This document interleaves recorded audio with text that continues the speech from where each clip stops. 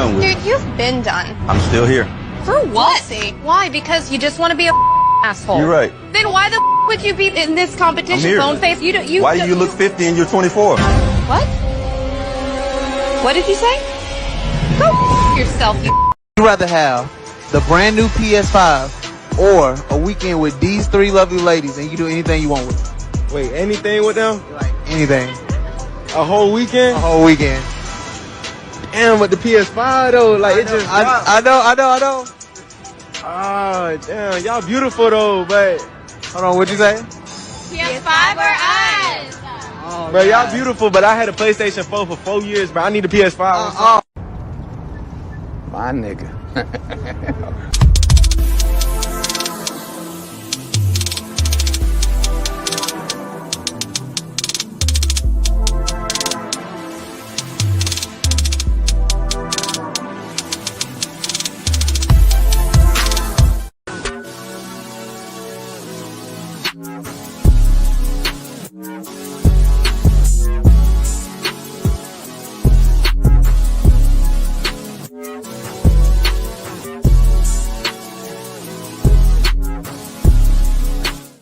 I feel like homie head should be normal. I have friends that I'll just go over to their house because I want to show off a little bit, and then on the way out, I'll dap them up and act like nothing happened, and we'll just talk like we're homies, because we are. Nasty bitch. Y'all, so this dude came in my DM yesterday. He was like, "You're pretty, I'm trying to get to know you." He literally sent me $1,000 just to get to know me. And y'all literally sit here and think I'm gonna get to know y'all for free when somebody just paid me $1K for him to get to know me. Be so for real. Stop the cap. Stop the cap right now. You know what I love to see? I love to see when the ex leaves and does everything that I asked them to do for somebody else. That just makes me know that I wasn't the issue. It was you. And you realized you was the issue, but you was so goddamn prideful on changing your ways. You rather had changed your partner and then try to be better for them. That's cool. Listen, God works in mysterious ways, and maybe that was a blessing for me. Maybe that's a blessing for them. However, it brings me peace to know that I was right.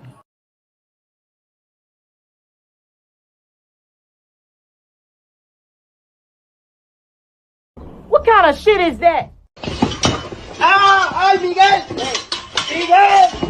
Would you feel comfortable if your father was watching your OnlyFans and subscribing to it? Probably not, no. You would not feel comfortable, and I'll tell you why. That's because in your heart of hearts, in your soul, if you still got one, you know it's wrong. That's your work. In my work, if my mother consumed my work, I'd be thankful and pleased that she took an interest in my work and supported my work. If she bought my products, I'd be thankful. If your mother or father bought your products, you'd be disgusted and ashamed because you know what you're doing is wrong and the product of what you're doing is bad. He ain't lying. Emotional damage. What's up, y'all? It's Cali West. Thank you for tuning in to another episode. Please like, share, and subscribe to my channel if you're feeling this shit. Yeah, I appreciate y'all tuning in, even though I'm a little late. I know I promised y'all a show at 5:30 to 6 o'clock, and it's going on close to 8, but it's all good because, you know, it's gonna be a good show. Don't even trip. So let's go through the comment section real quick. XL Pro, the moderator with the most. He says like and share and subscribe. Salute to everybody in the righteous sphere, the free agent lifestyle, any of the fears, you know, any of the spheres up in here. You already know, boy. Now, of course, let's go through the comment section. Now, of course, Ahmad Phillips comes in. Salute to the righteous sphere. I appreciate you, Ahmad. And we also got XL Pro saying salute. You already know. And he says, no, bitch.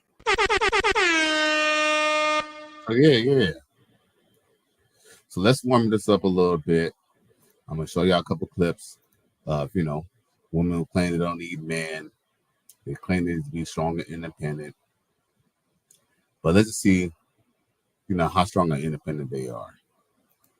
dragging me in the comments, talking about, oh, blinker fluid not real, you so dumb, they finessed you, woo woo.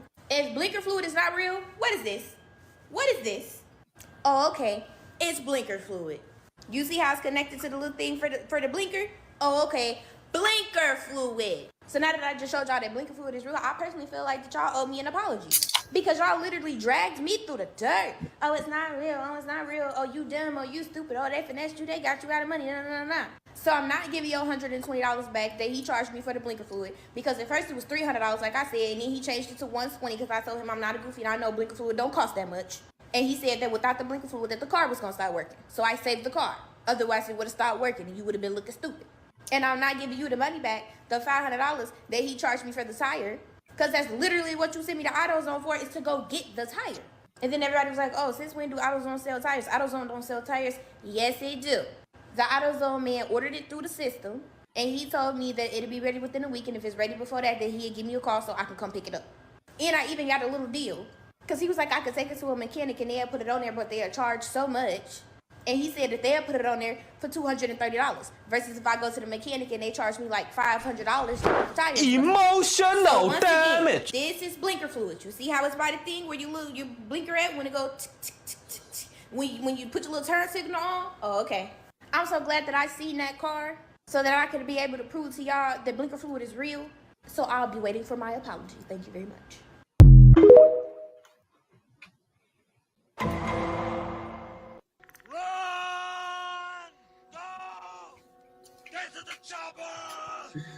Yo, it's gonna be 2024. She's still gonna be driving that 2004 Toyota Corolla, spending car note money on some damn windshield wiper fluid. What kind of shit is that, bro? What kind of shit is that? Matter of fact, here go another woman who thought that she would get herself out of a jam.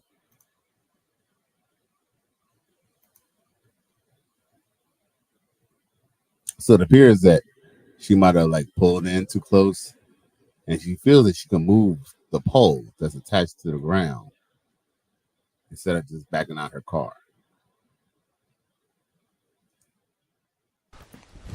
Emotional damage. It's so cute when you see, I must say, it's really kind of cute when you see these chicks working on their car. Check this out.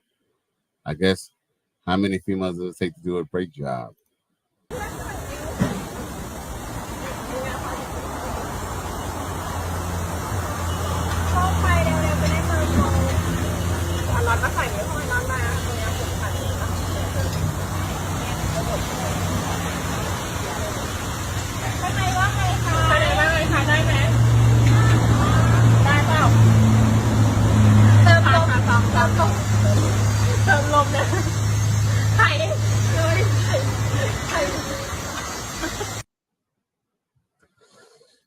Good job, ladies. Good job. Good job. Good job. Y'all know what the fuck y'all doing, but y'all linglings definitely look good.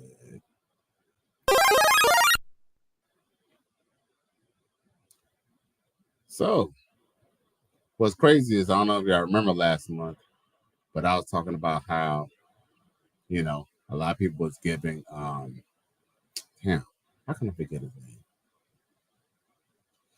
The quarterback for the 49ers. They were giving, damn, my memory bad. My memory bad right now. But all I know is that I was talking about this guy because his dad was a professional baseball player. But anyway, you're going to run it because I've been telling people this. But when I say it, I'm a sellout. But when Dr. Umar says it, he preaching. Check it. Advantages the snow bunnies have on our women is snow bunnies will find a dusty brother and see his skill, his talent, you feel me? Yeah. Invest in him in college. And by the time he become a multimillionaire at 35, she's been with him the whole walk. You see that?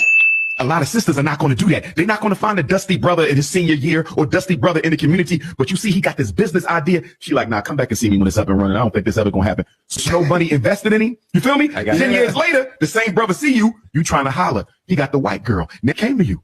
You said you want a ready-made black man. You don't want a work in progress. And I'm telling black women, y'all better start going for some of these works in progress instead of waiting for us to finish the job because you losing to the snow bunny when you tell us to wait until we got the bag. Black women, don't get mad at me for saying this. When we're placed in those, when they're placed in some of these environments, the fucking agenda is just it sticks out like a sore thumb. So because you may be so money hungry and things of that nature, the player might not even have time to really get to know you, see what your personality is. But a lot of white women just as money hungry. But I think they have strategy. I definitely feel like, unfortunately, white women move with strategy. Black women have an agenda that's just very like apparent. Normally, I don't advocate for brothers to go after snow bunnies, but I am for men finding better options for themselves. Passport bros. Uh-oh. Yeah, so see, Dr. Umar, man, I don't know what's the deal, bro. But you can be losing a lot of donations because you ain't supposed to tell them that. What you're supposed to say is, what you're supposed to say is, either way, the brothers are wrong. They're disrespectful for, dating the pink flesh and whatnot. Oh, shit. There we go. You know what? I got another video that I want to show y'all. Yeah, but I don't want to walk away from the mic yet. So let me see if I could send that shit to my computer. But it looks like I might as well go to the comment section before we go to the next video, because the next video would definitely encompass my talking point that I just said. So let's just go to the comment section real quick. Ahmad Phillips says Dr. Umar is a simp. Oh, he just major motherfucking simp, bro. XL Pro says Snow Bunny Crisis. Yeah, they feeling it, yo. You know what I'm saying? Hey, so it's gonna be feeling it for 2024. It's an election year. Yeah, shit is real. Now, of course, XL Pro also says Umar doesn't even talk about school anymore. Hey, you know what? Dr. Umar, you know what I'm saying? He's smart, because what he did was he made sure he bought the school, because the school is around. It's just that he has no faculty and all that stuff, and licensing and shit like that, right? But the thing is, he could turn around in about, I'll say, in a few years, and he could sell that property on the school for, you know what I'm saying, for 5 times the amount, probably in the next 10, 15 years if he just sit on it. Not like he need the money. So, hey, it is what it is. Okay. All right, so I guess we're going to be in the comment section for a second before this video load up.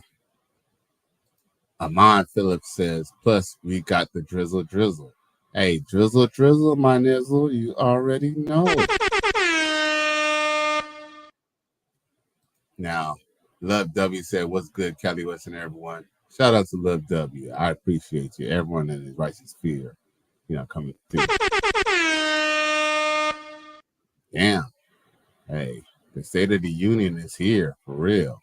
I really appreciate y'all coming in and tuning in on Sunday. For real. Love W also says like, share, and subscribe. Man, salute, bro. Salute. I really appreciate y'all supporting me on a Sunday, for real. Matter of fact, I got the video pulled up, and it's gonna go touch back on this talking point of what we were just talking about how sisters, they want to wait, they want to wait till the last minute to try to, get a, a good brother. So check out this. This definitely encompasses exactly what Dr. Umar was saying. Actually, what I was saying about a month or two ago, but, everybody's calling me a sellout. But it is what it is.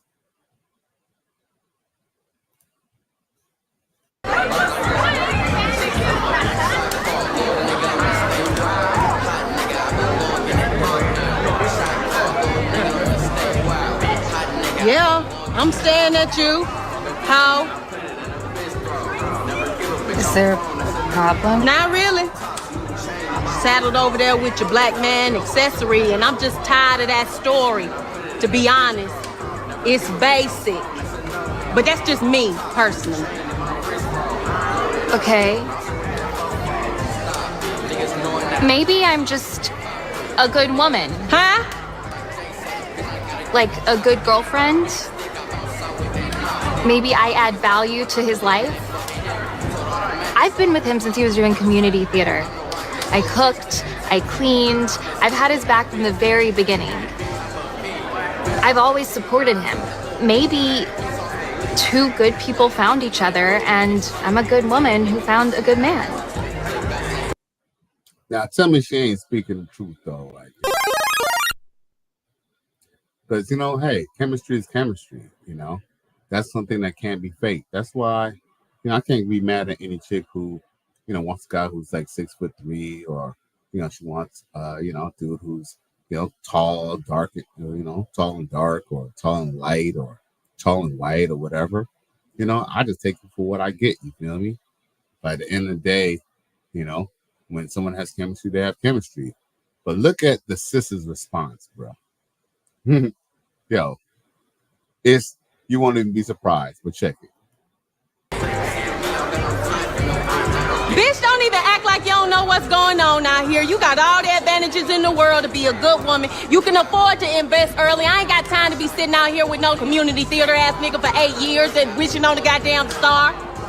There are plenty of good black women, but you don't see Brad Pitt trying to date Shonda Rhimes. No. Did you just hear what that bitch just said? Did you just hear what that lady just said?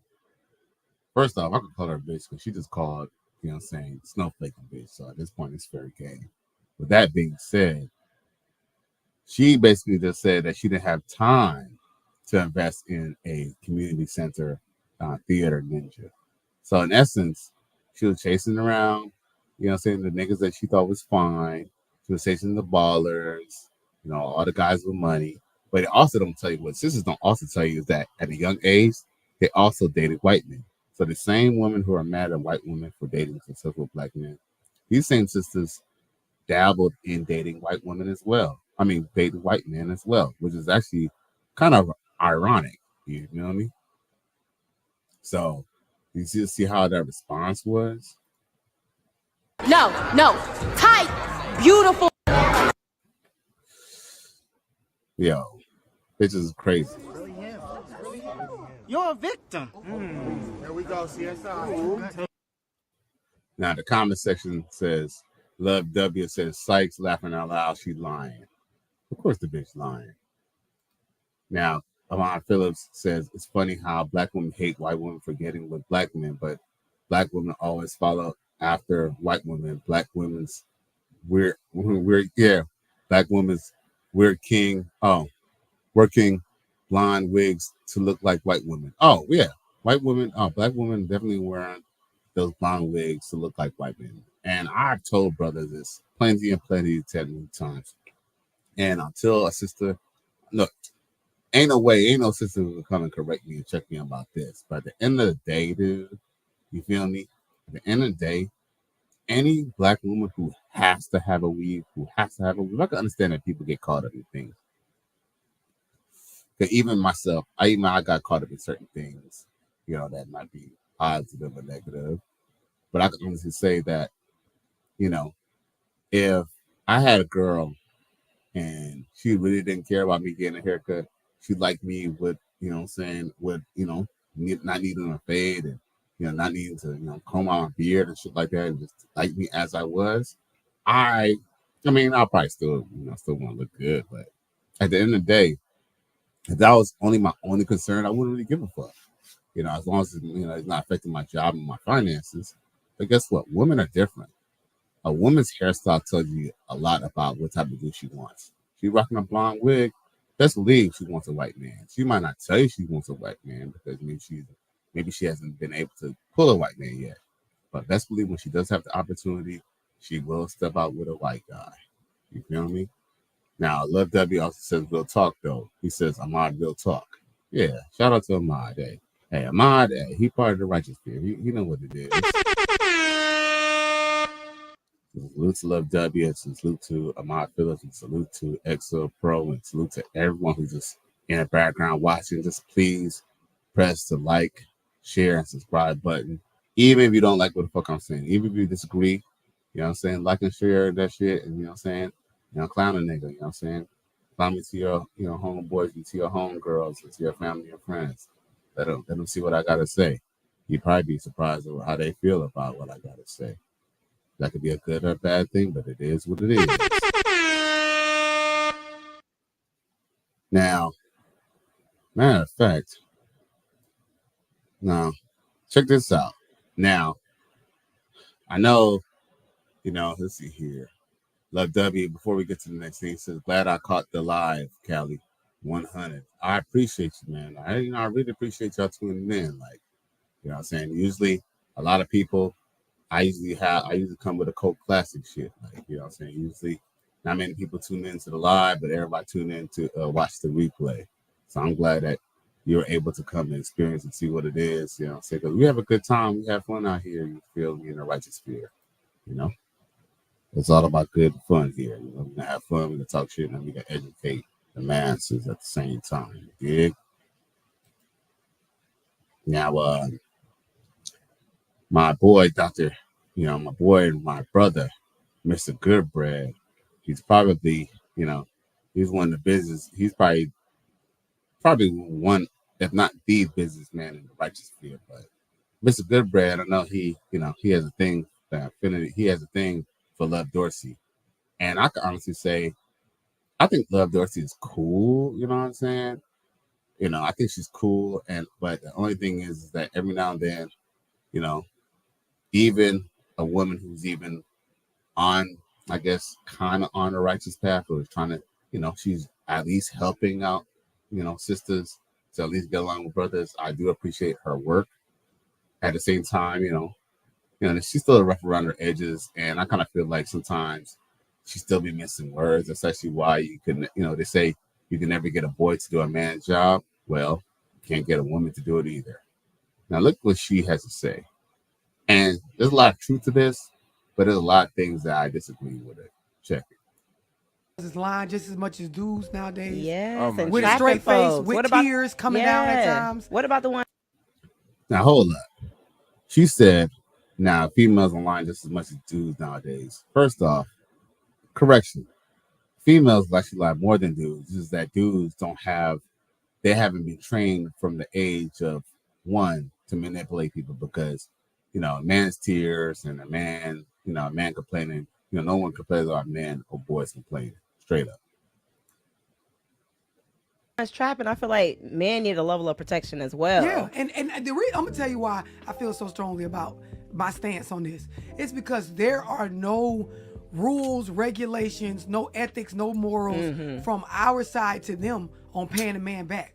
How many scenarios have y'all seen where he got told he was a daddy, he went X amount of years doing whatever, and when the baby turned out not to be his, rather he did a little bit or a lot, you owe him. That's so and true. Females' favorite thing, because I watched somebody close to me go through it, they favorite thing, well, you was barely there anyway. I wouldn't give a damn if I bought one diaper. Get my money back for that one motherfucking diaper. What you talking about? Seriously? Yeah. So, what I'm saying?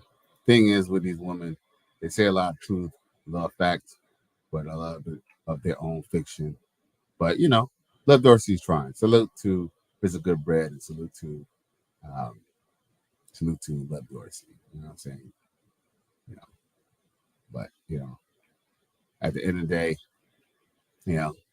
day, only a man could really give direction to a woman. Women, unfortunately, at one point in time, it was women's responsibility to check other women, but unfortunately, they have failed from grace. And unfortunately, there's women like Love Dorsey who is rough around the edges, who is now trying to direct sisters. She's directing them, but they still need direction of a man. Now, let's see what it says in the comment section before I go any further. Now, of course, he says, Love W says, trying to date in this day, age, and time. No, not for me. Yeah, it's crazy. It's crazy. It's too much of a game. Straight up and down, I don't date. I make deals. You know what I'm saying? I make deals. And if you want to know about what type of deals, anything I'll be on, check out Coach Greg Adams look on locals.com. He talks about the JUCO. He talks about basically Coach Greg Adams. He's the one who coined the phrase "all men pay." Some pay with money, some pay with energy, some people pay with attention, some people pay with time. Some men pay with a combination of all four, some simultaneously. Now, how you utilize that, choice is yours. But that's how I do. I'm more of a, I'm more down of, making deals. I'm just keeping it like that. I like to make deals. G.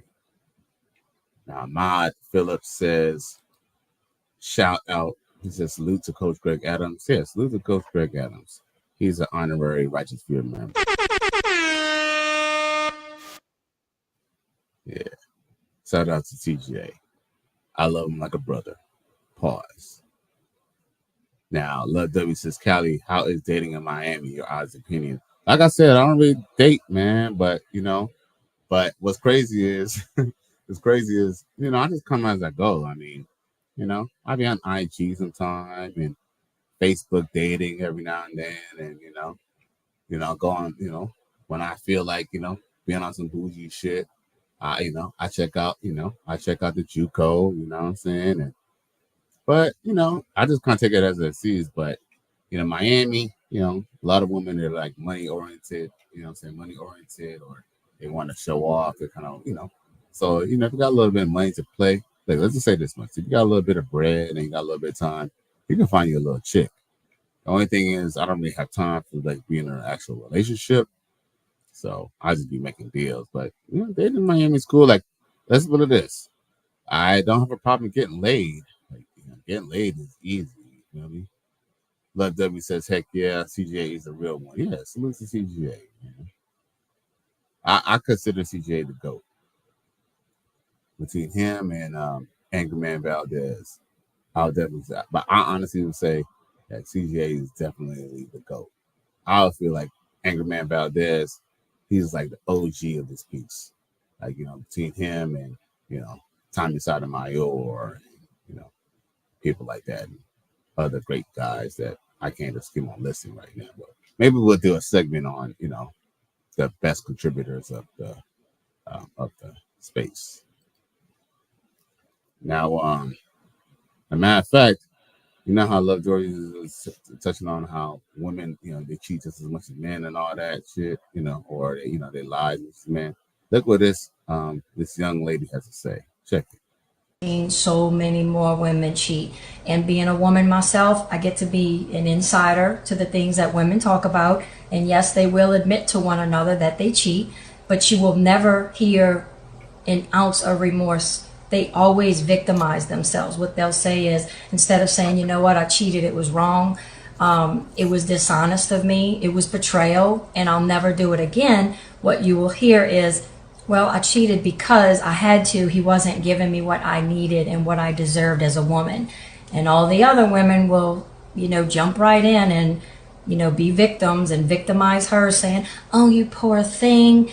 He should have treated you better. You take care of his kids and you do this and you do that. And he should have appreciated you more and you wouldn't have had to go screw another man. But it's really quite scary how they do that. But they're never remorseful, and they always shift the. You're a victim. Yeah, but she nipped it in the bud. Hey, Al Bundy said, women know women, and women hate each other. So shout out to the writer of Married with Children. I don't know if y'all know, but the writer of Married with Children, the person who kind of came up with the concept of the show, was a black man. Again, it makes sense why he was a quarterback only in high school football. He had 4 touchdowns and, get married and sold shoes and lived in Chicago. Don't that sound like a black man? Don't that not sound like a black man? Ahmad Phillips says Al Bundy was red pill. Yo, hell yeah, Al Bundy was red pill. Yo, Al Bundy was red pill before red pill. If you notice in Married with Children in the show, they basically essentially predicted everything with thought culture. He had a daughter who was very promiscuous, right? you know what I'm saying, who didn't really respect the dad, right? That's indicative of a black man.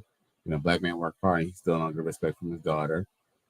You know, he got a son who, you know, has a hard time because he's not as tall as his dad. Because think about it, Bud Bunny was a short black man. Think about it. His name was, remember he had a rap name? Remember Bud Bunny was a rapper? Bud Bunny was a rapper.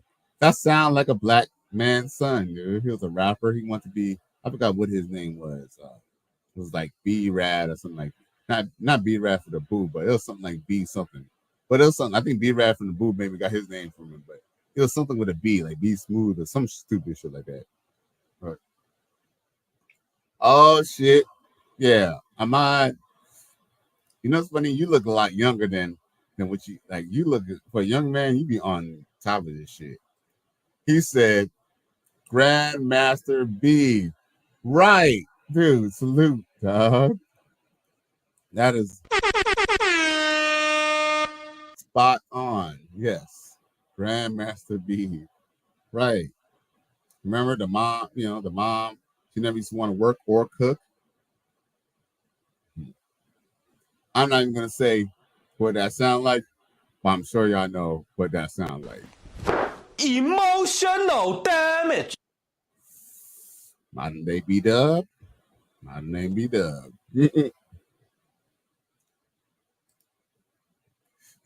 Peggy. Right. Yeah. Right. But what did Peggy used to act like?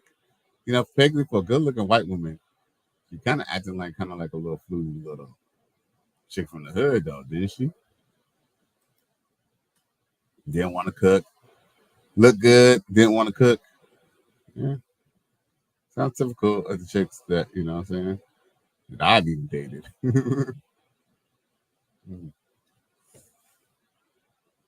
Now, check this out. By me or get a train ran on? Do I get to pick who's running the train? Yes. Oh, then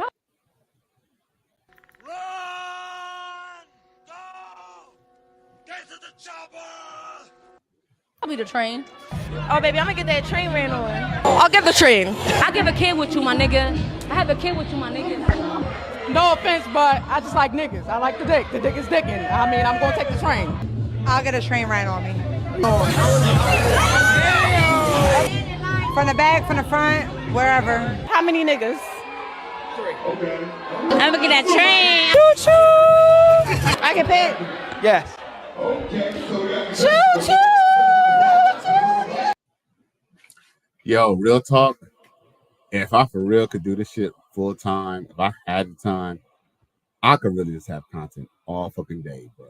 If I wasn't monetized, I could just do this shit all fucking day, bro. All fucking day, bro. All fucking day. The Stragglicious ones, shaking my head. LOL. Damn right, man. Yo, you know, the truth is, man, I have had some girls who you wouldn't even think of said that they wanted to get a 2-man on them. They wanted that 2-man action. Trust me, if you ever want to test out a female, you just, you know, just talk to her. Just if you talk to her long enough, she will admit that she's probably did some shit like that. But they got to be comfortable because they kind of know that doing that is kind of like hoe culture.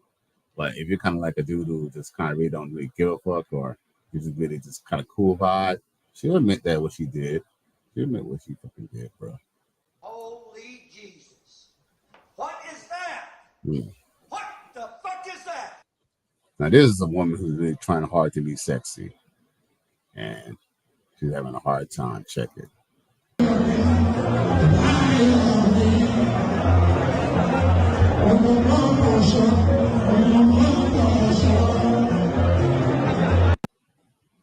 She can't even breathe, bro.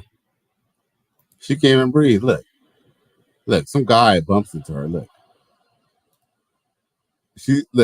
some guy bumps into her. She couldn't even do nothing. Look, all she could just do is just stand there. Look, she could barely breathe. What's up with her chest, dog? Look at that shit. What the fuck, bro? She can't even breathe, bro. She got on her daughter's dress or something. Because them titties She had to try to stuff them titties with that shit.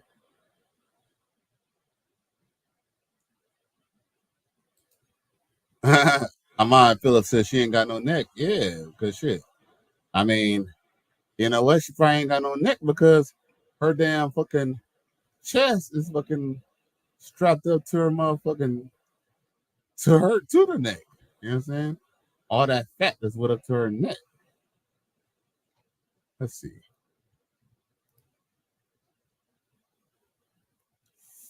She got a neck. She got a turkey neck. She a turkey list, bro. That's that turkey neck action. You know, we talk about in the turkey list. Yeah, she does a turkey list. That's all. She got a neck that just under all that. And yes, she is very love W. She's very top heavy.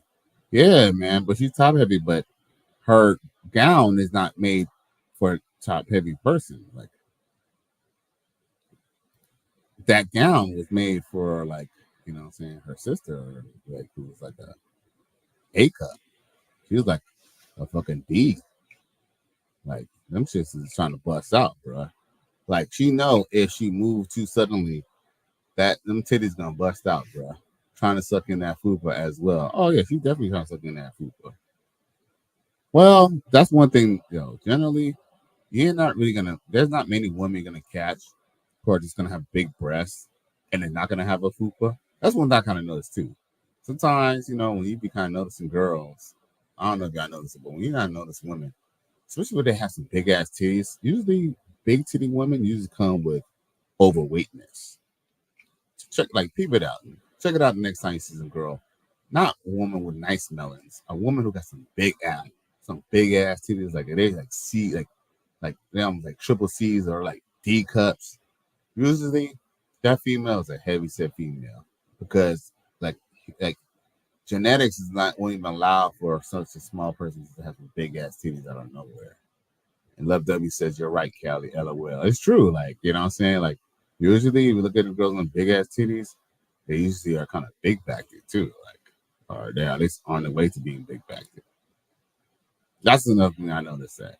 I just noticed that they don't have much ass, but it's like if they are, and if they definitely have ass, then they probably definitely overweight. You know what I'm saying?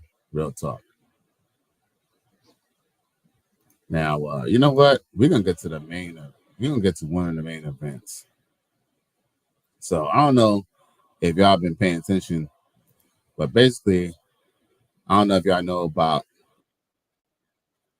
I don't know if y'all know about this dude named Auston Holleman, but he's a guy. I guess he kind of started the passport bro movement and all that or whatnot.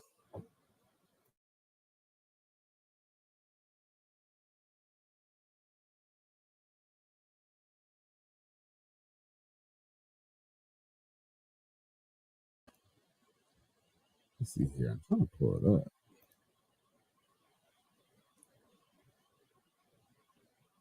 Let's see here. I'm trying to pull it up.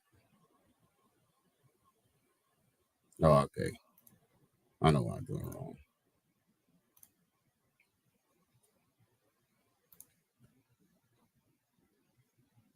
Yeah, so I don't know if y'all know about the passport bro, Auston Holleman, but basically, in essence, he basically brought up, he basically called up Kendra G's show, and basically, he got kicked off the show. I don't know if y'all know that.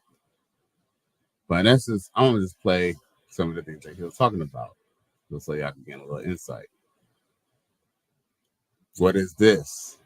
Oh, you finna find out, Aviator View Sound. You finna find out right now. I'm about to run it. Check it. Auston Holleman from the back room. Okay. Auston, let me see your room. So basically, he called up the show or whatnot. All right, let me try to see if I can change that. So in essence, he called up the show and basically, so basically she wanted to check out, his room and stuff or whatever. I don't know. But I'm gonna just let it play and then stop it as I can. Fair use. Austin, I have to make sure you're not a webcam. Right now, I'm not sure. Show me the other side of your room, Austin. I know you spent $100 to get selected, but I got to see this whole room. So I don't know if she's already like. That's kind of weird because I've never seen her ask. I don't even watch her show often, but when I do see the little times that she does have people on there, I usually watch them when she has like a man. I've seen her with many times with women too, but most of the times I usually watch this when usually there's a dude or somebody involved in it. But I never seen her ask to do so many questions. But I think the fact that a man came on there and he donated so much money and asked for another dude to go up on there, I think she already kind of knew what was up. So she's already on the defense. So I think that's how she watches that some other webcam. Gotta see the other side. Keep going. What is that? Oh, yeah. So, no, you're a webcam. So you were trying to... Wait, no, did it switch? Do it again, Austin. Show me the whole room. The other side. The other side. Go the other way. Go the other way. Let me see. Are you ready? Yes, I'm ready. So yeah. So she had to really examine this cat to see what was going on. Because I kind of feel like she kind of knew something was up. I don't know. But yeah. All right, let's run it. Okay. No, I had to make sure you wasn't a webcam. I'm sorry, because you look like a webcam. Thank you. That's not a compliment. It's not a compliment. I want you to get your Wi-Fi together. The Wi-Fi is bad? Okay, I think it's better. Okay. All right. Let's do it. Austin. Okay, you look good. How old are you, Austin? I'll be 25 in 2 weeks. 25 in 2 weeks. So you're a Taurus. When's your birthday? May 16th. That's not 2 weeks. My birthday's 2 weeks. That's 3 weeks. 2.5. Okay, you have Gina Jackson's birthday. Yes, I do. I know. I'm May 7th. I know all Gina. I love Gina Jackson. All right, let's do it. So we got Austin, 25. Well, 2024, be 25 May 16th. What do you do for a living? I'm a YouTuber as well. So yo, we'll check it. So let's see how she act now, because he says he's a YouTuber. Once he said that, all you know what I'm saying, all her radar got to beaming. It's getting to clicking now. Because now she know, like she's like, uh-oh, he probably one of his RP Kevin Samuel types. So she's treading lightly. Look at her demeanor. Like, you know, it's written all over her face, bro. Matter of fact, we can go back to this comment section. Ahmad Phillips says, Kendra hating on Austin. Well, you know what? That's funny you say that, because I don't know if she even knew who he was. I think if she knew who he was, she probably wouldn't even put him on the show. But maybe she didn't know who he was. I don't know. But, you know, we're going to check it out, though. Like, I don't know if you've seen this already, Ahmad, but we're going to play it out and, you know, check it out. Because people are giving it mixed reviews. But, you know, I'm going to get my take, like how I do. Oh, you're a YouTuber. Okay. I don't consider myself a YouTuber, but I respect that. That's what you consider yourself. Well, this is my main I am a YouTuber, but I consider myself a journalist, but I understand. I'm a journalist too. I've said that as well. Okay, but do you want me to call you a YouTuber or a journalist? I want you to call me Auston Holleman. The question is, what do you do for a living, honey? YouTube. Okay. Do you have any kids? I would hope not. So the answer is no. No. Okay. And where are you calling me from? Dallas. Dallas. All right, let's get into it. We got Austin, Dallas, 25. Almost 25, May 16th. He's a YouTuber, no kids, lives in Dallas. What kind of woman are you looking for? I'm looking for Black women that have respect for Black men.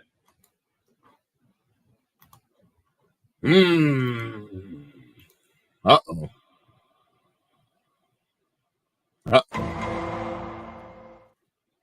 This is where the plot thickens. I might even have to get small for this shit. Pause. Uh-oh. So you think black women don't have respect for black men? Check this out. I've been all around the world, and I'm gonna tell you, Afro-Latinas and Africans got y'all beat. Got us beat, and how do they have us beat? On every front. Then why not just date them and be happy? I live in Latin America. I'm just here to get my paperwork so I can stay going from there. But what? Hey, you gotta admit though, he is trolling the shit out of her, bro.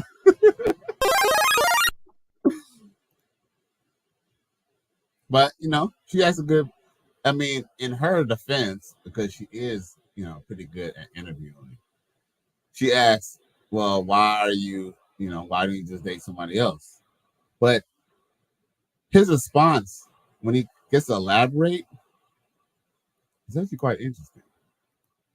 What I'm saying is, listen, I have no, whatever your desire is. So if you found the type of woman that wants to date you the way you want to be dated, why not just focus on her? What would be the point of coming up here to ask for a black woman that you don't really feel as I want to. I'm still trying while I'm here, so I want to see if my mind can be changed. Hey, well, you know, I mean, he might be trolling her, but let's just talk about all the other black men who may choose not to exercise, you know, the passport bro movement. Because let's just be real. If we, you know, we get down to the brass tacks, being a passport bro costs money. You can't be broke and be a passport bro. I mean, I guess you can, but then you can be, you know what I'm saying, you're going to be nickel and diamond, and then guess what? You're not going to get the type of woman that you really want. The whole point of getting a passport and being able to, you know, to go out in overseas is so you could, you know, so you could be able to, you know, be able to assimilate to a different culture, see, you know, see yourself, you know, see the world, get a better perspective of life. Even when you come back to the United States, even if you're someone who doesn't even choose to be a passport bro, it's always good to travel and just to see how a different world is, just how other people are living. Gives you a lot of perspective when you come back, and it kind of help you on your own, you know, your own righteous fear path. You feel me? So at the end of the day, nevertheless, as I digress, being a passport bro costs money. So, you know, at the end of the day, if black men had an alternate choice, I truly believe if black men met that black woman who was willing to listen, who was willing to be cooperative, who actually displayed those attributes without, you know, bringing someone else's kids into the fold or bringing past trauma and drama, they will definitely take that advantage of that, because there are black men who do get with black women. It's not unforeseen that black people can still get together. It's just few and far between.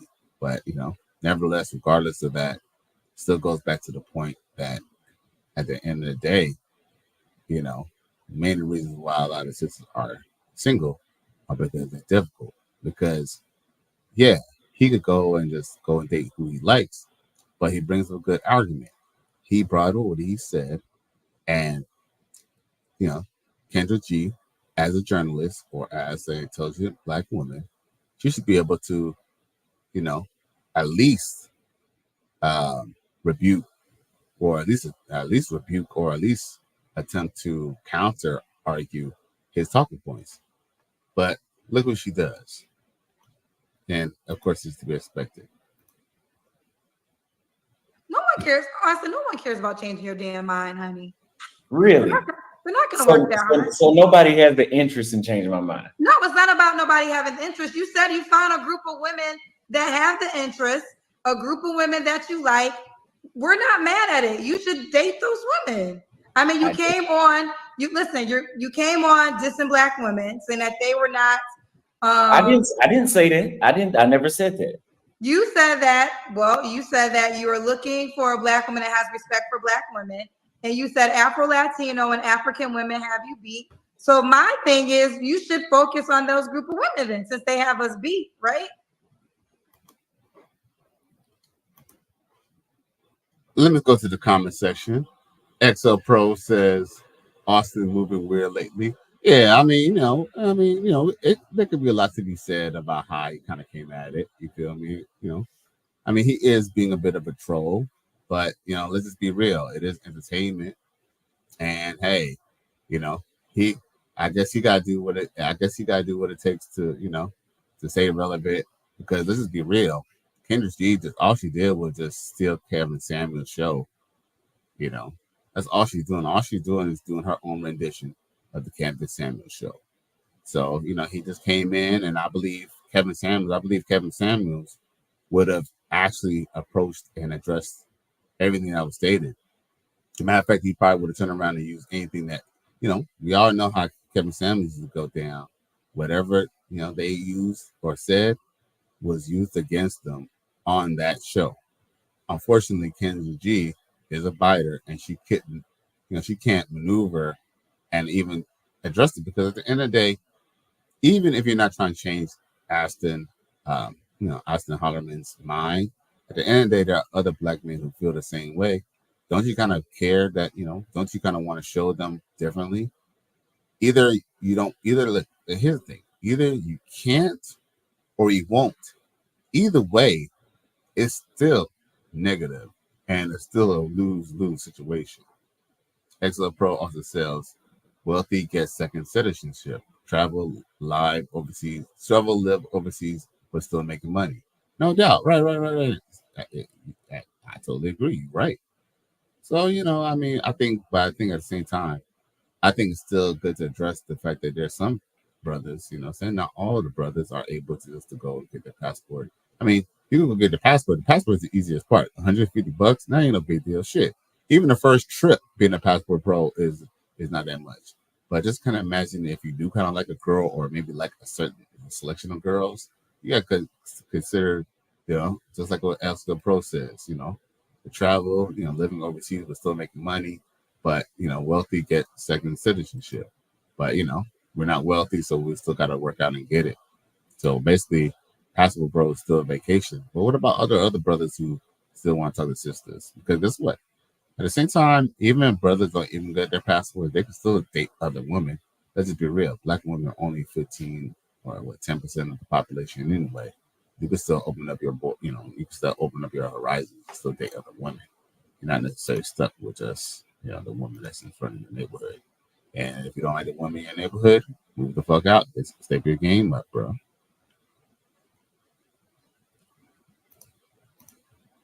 Yes, but I'm in the United States right now.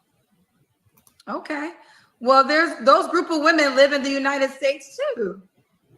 And that's why I'm on your show. I guess my thing is like, if you have a problem with Black women, we're okay with it. No. I don't. I've said many times on my channel, the issue is not specifically Black women, it's American culture.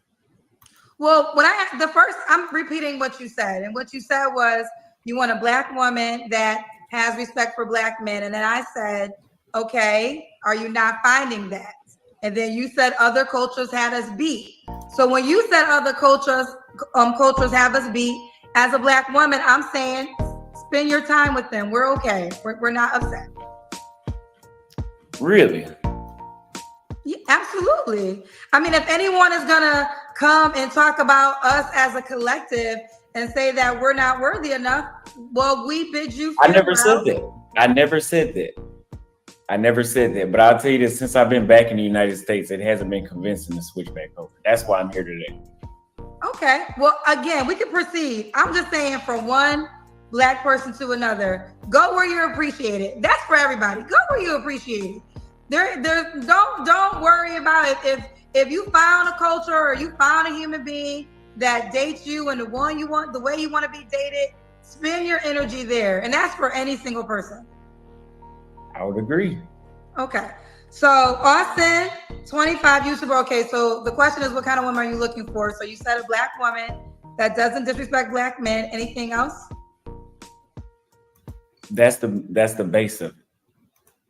Well, do you want to give examples in which ways that you have find Black women are disrespectful? By that, I'm saying she should be respectable when she talks to the man.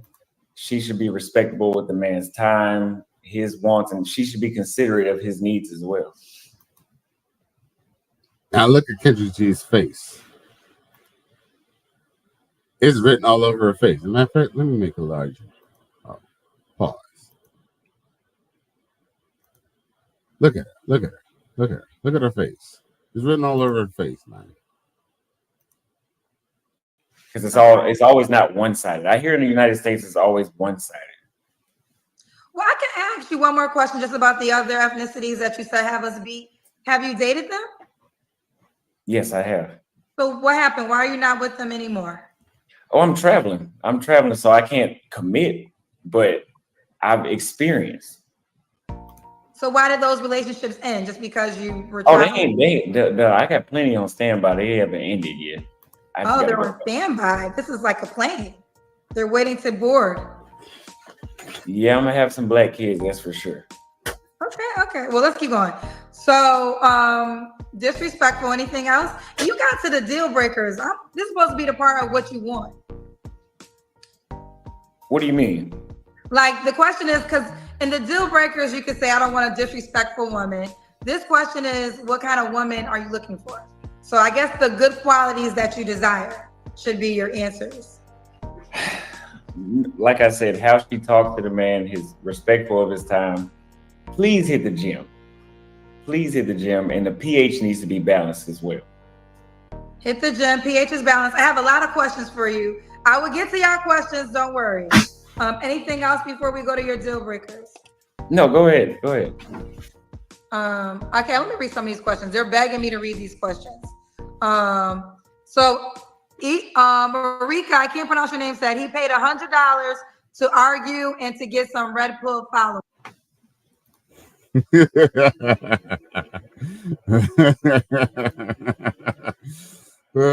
I'm laughing. I'm laughing at her response to what she was about to read, and I'm really laughing at what XO Pro said. He said he shouldn't have went on her show trolling. Should have stayed focused on his platform. You know what? I could. You know what? I say this much. That that is definitely plausible. I mean, I cannot disagree with that. I wouldn't say I per se wouldn't have done that per se. You know what I'm saying? But at the same time, I kind of feel like at the same time, all is fair in love and war. You know what I'm saying? I mean, yeah, it might not be a good look because some people were actually kind of disagreeing with some people kind of feel like he shouldn't have did that and stuff like that. But I kind of feel like at the same time, hey, if there's grass in the infield, to play ball. You feel me? At the end of the day, he's still a man. You know what I'm saying? I mean, yeah, it could definitely be argued that he should focus on his platform and he should, I guess, come on our show. But is he not a man? I mean, if you did try to hook him up with a sister and she was really talking about something, would he not talk to her? Maybe that could have been a shift in the passport bro phase. You never know. And yes, it is kind of immature. The dude's 25, so go figure. He's 25. She's like 43 or something like that, 44. So, what I'm saying? But to salute to XO Pro for that, you're definitely right, But, sometimes even when people fuck up, sometimes there's a one-up even on the fuck up. Because guess what? Even though he might have maybe made himself look bad and all that, right? You know what I'm saying? At the end of the day, it's still content that me and you and we all could talk about and we could need to learn from and also psychoanalyze too, because at the end of the day, he almost kind of proved that point. They actually proved his point. Even if we don't like the fact that he did it, he still kind of proved that they're fucking unmanageable and that they're not even willing to compromise. At this point, all she had to do was just prove him wrong, but she basically proved him right. You feel me? XL Pro says I can meet women in Dallas, Austin, tripping. Okay, like I said, he know what he was fucking doing. Like we all know he was trolling. But sometimes to handle a troll is either A, not deal with them at all, or B, don't play that game. All I just would have done was just not play a game. Because this thing, anyone could call this mother. Well, I'm gonna have a calling show soon, by the way. With that being said, anyone could attempt to hit me up in the chat and anything they got any smoke from me, or they got anything to say about my talking points, they could come and call me out anytime. Whether I address it right then and there, that's a different story. But just believe, if you know what I'm saying, depending on the situation, you know what I'm saying, hey, we could talk about it. You feel me? I ain't never gonna be scared about running from a debate. Never that. You know what I'm saying? But you know, at the end of the day, like I said, I think if anyone would try to do that shit on my show, I could just definitely would have flipped it on them and had them look in some type of way. But you know, he does look bad and all that. But at the end of the day, she almost looked worse because he basically kind of let somebody else kind of throw you off your pivot on your own show. Plus, you don't make the sisterhood look good, man. Supposed to make the sisterhood look good. So let's see here. What else I got for y'all boys? All right. So the other main event, because we got some cooking to do.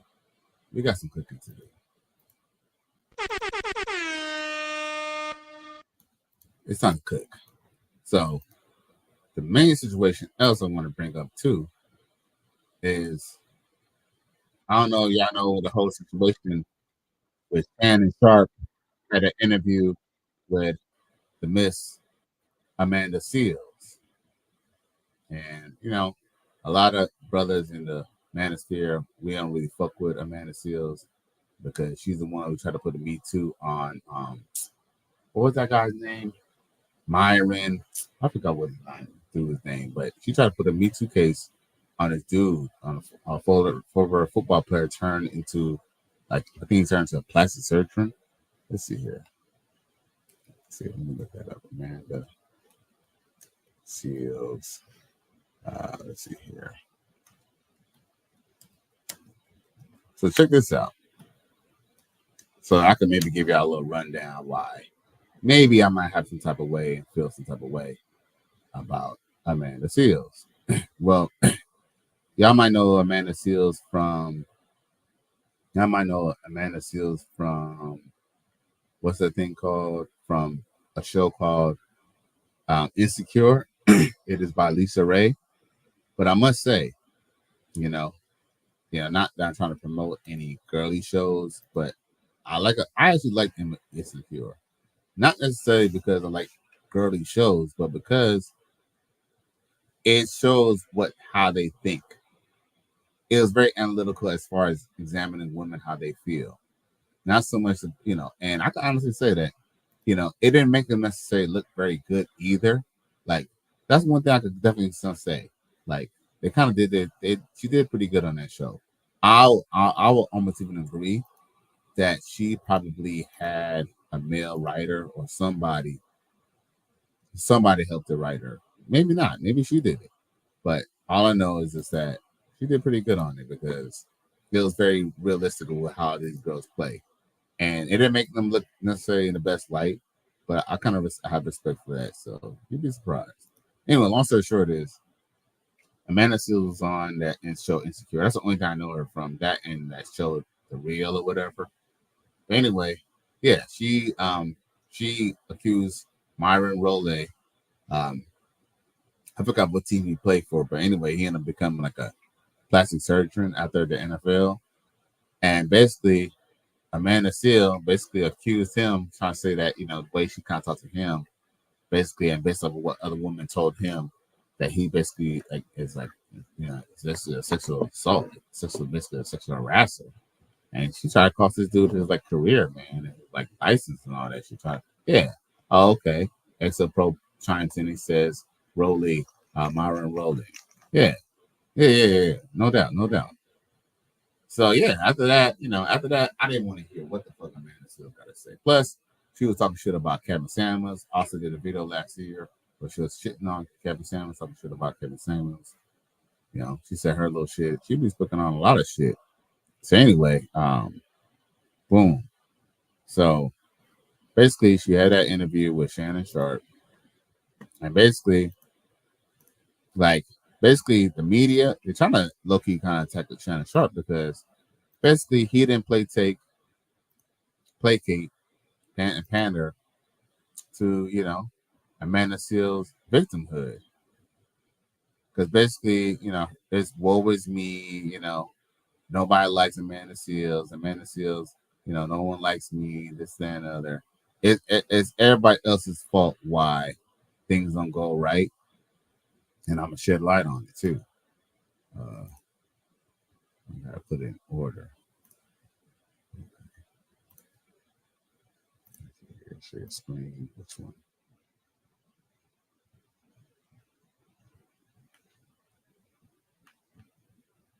Okay, yeah, Chrome.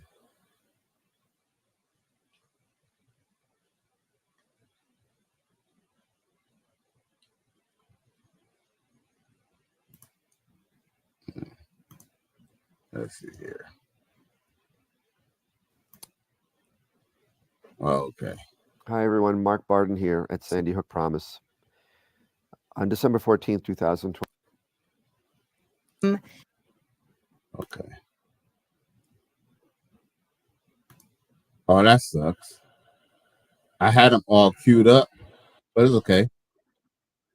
The cues and awkwardness, and I'm trying to figure.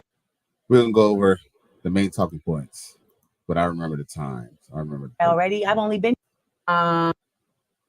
So she's breaking down why people don't like her. So she's just breaking down the scenario to Shannon Sharpe, right? In the past month, it's just been a very like difficult time, but there's been really beautiful things that have come out of it that I will speak to, you know, in this conversation. Well, since we started there, we'll start there and we can pick up, go to another direction a little later. What started this evolution? What caused Amanda to all of a sudden see things, or not see things differently, but maybe see things as they actually are? Because so many people were seeing what I was experiencing, and they shared with me that they had had similar experiences. Okay. And so I recently was diagnosed as someone who has autism spectrum disorder, which is very difficult to identify in Black women because of racism. Okay. Do you see this bitch? Do you see how she's trying to like placate to like Black media? Unfortunately, light-skinned Black people, sometimes they try to overcompensate for being Black, and there's no need. Because what, even a black man can't even black people. But it's a shame when I see exoticals and light-skinned people try to like over placate to being Black and try virtue signal. Exo Pro says a man might need a woman. She should date a WNBA chick. Right. Well, that might be a problem too, because the WNBA chick is gonna want to be, you know, pretty. They're gonna be, you know, NBA chick is gonna want to be dominant, and it's definitely not gonna work out. But you know, we'll see. She will have to be. Well, she might have to go get a WNBA cheerleader because her ass is definitely very masculine. But I'm glad that you mentioned that, because you know that's gonna come up. So what exactly is autism spectrum? Because I hear people say, oh, before I even go any further too, my ad, she self-diagnosed herself. She is on Twitter, yes. She clinically diagnosed herself, bro. So her saying that she has this autism spectrum shit, this is not even from a psychotherapist from UCLA or UC Berkeley. No, this is from her own testimony, bro. And yes, dude, she is a motherfucking volunteer victim. You're a victim. There we go, CSI.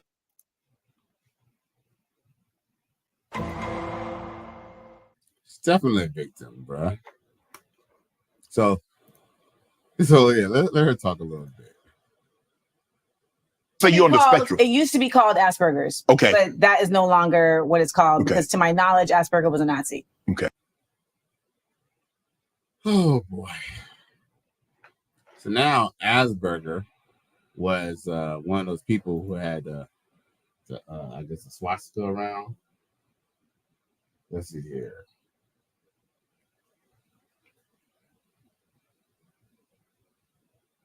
Let's see here.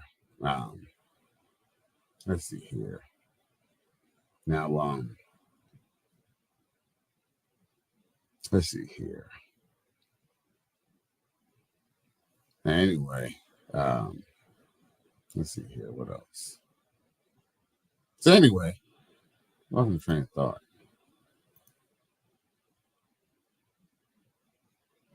Okay. But what it simply means is that your brain functions in a different way. So you're neurodivergent, and you also have certain tendencies that are considered outside of what the neurotypical way of things is. Okay. And a lot of times that can have you present in a manner that people misrepresent. Okay. Okay. Which is the story of my life. Okay. And so when all of this started ballooning out of nowhere and people were saying, you're unlikable and you're a bully. No, not you're a bully, but you're being bullied. And these were tropes that have been associated with me before, but I'm in a new level of visibility at this juncture. Mm-hmm. So what I don't understand is if she's so diagnosed herself as having autism and this and that and the other, why could she not be the problem? Why could she not be non-likable? Like, maybe that's why she's not likable. Maybe you're not likable because something wrong with your ass. You know what I'm saying? So she wants to say there's something wrong with her without saying there's something wrong with her. And yes, XL Pro, Google doctor diagnosis. Exactly. Yeah. WebMD. XL Pro says she identified as Black autism spectrum woman. Right, because of racism. It's always racism. Bitch, you look like you. I ain't gonna lie.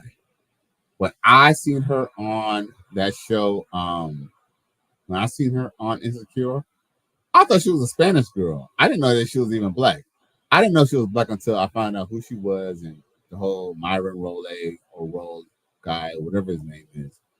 I didn't even know, before that whole little Me Too situation, I didn't know who Amanda Seals was until they showed me here. I thought she was a Spanish girl. I didn't know that she was even Black.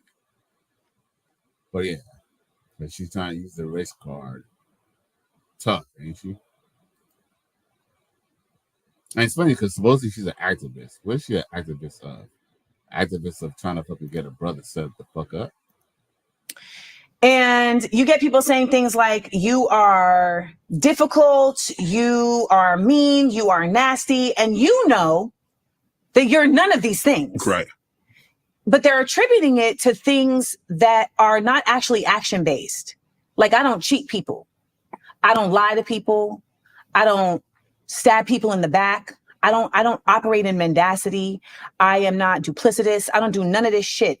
But I have a certain tone about how I speak.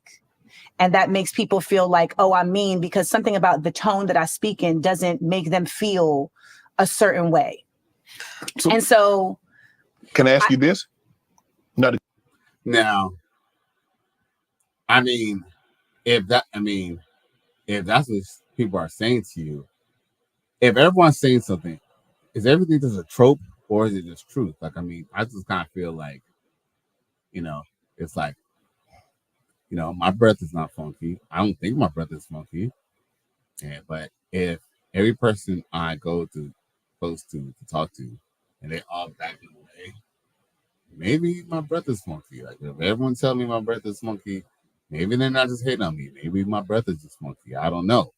But that's just an analogy. Well, my point is just that if everyone keep on coming up with the same synopsis, there's a possibility that it could be true. Like, see, what I don't understand is if 24 women claim that Bill Cosby, raped them, is believe all women.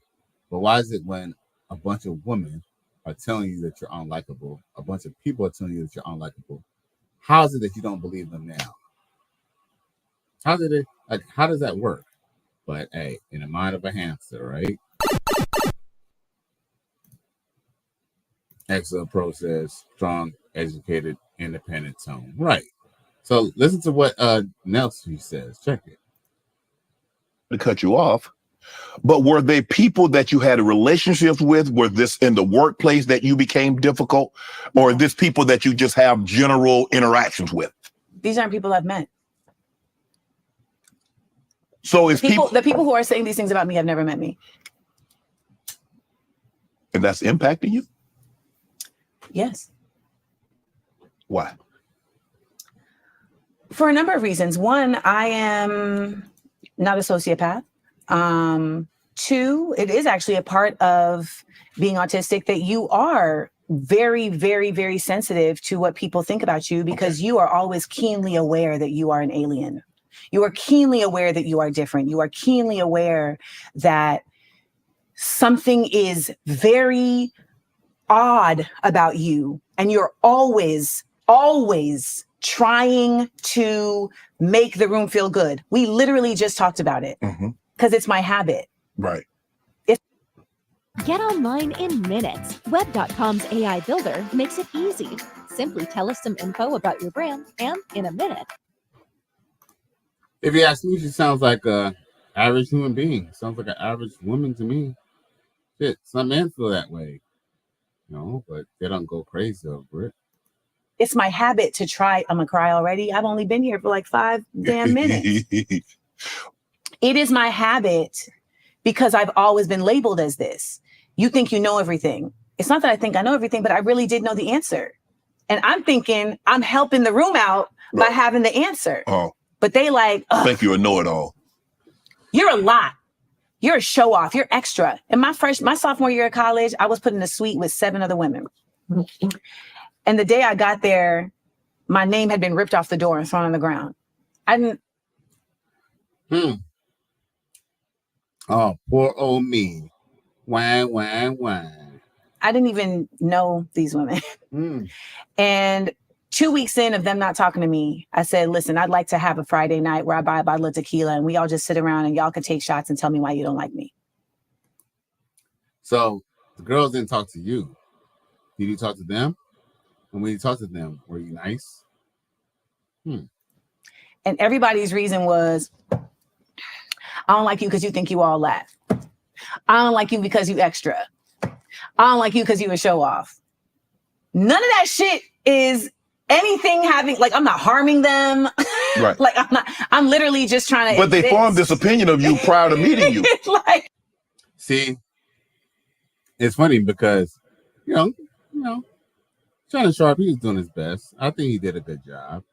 But I mean, yeah, like based off the information that's provided, yes, you can kind of say, okay, these girls got into here for 2 weeks and they didn't know you from a can of paint and they were just picking on you because you're light skinned and pretty. I mean, I guess we could kind of say that because, I ain't gonna front. She is very light skinned, she is very pretty. But that doesn't mean that, maybe they're already in the house and you came in, you didn't say anything to anyone. Maybe, you know what I'm saying? There's something that she's leaving out because people are just not gonna just like you just for no reason. Trust me, you did something to piss them off, and guess what? And the fact that you had to come to them and try to sit them down 2 weeks, obviously, you knew something was up because you could just be like, okay, maybe they just don't want to talk to you. But the fact that you brought them all together, you know damn well that you probably pissed them off. But what you were trying to do was you were trying to make amends, but by then it was probably too late. Now, XO Pro says, was this black woman telling her this? Yes, sir. I guess. Well, let me guess. I guess racism didn't play into that.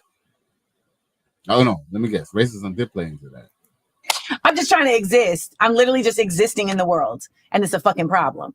And so, when you are I'm also an only child, okay. I didn't have like built-in support systems outside of my mom. I didn't have like that brother, sister support system.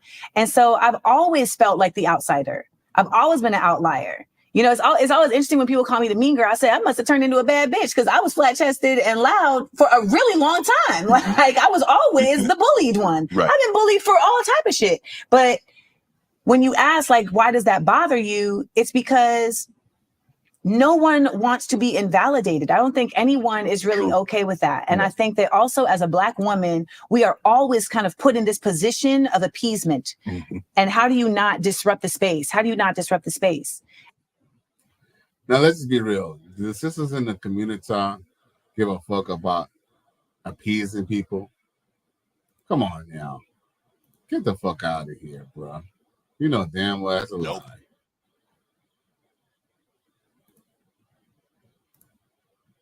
And if you're going to not like me, I would at least like it to be for a legit reason. Okay. And I'm so happy to be in this space with you because, to be honest, like, I've spent so much time trying to convince people, Shannon, trying to convince people of like, no, that's not what it is. That's not what it is. And it's like, I'm off it. Yeah. I'm off it. You're a victim. Here we go, CSI. Yeah. There is the truth. There is my truth. And a lot of times, baby, it's the same. A lot of times. Not all the time. A lot of times. Whenever a female tells y'all, my truth is already a lie. Straight the fuck up, bro. Stop the cap. You know, it's just truth. You don't have to have my truth, do you? And one of the reasons why you can see that is because when I recount a story, I want you to notice this when I recount stories. I very rarely include my feelings. Yo. Stop the cap.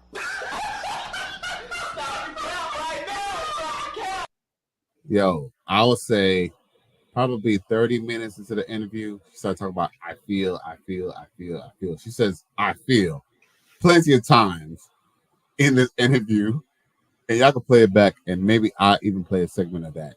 But just remember, she said that she never comes about things about feelings.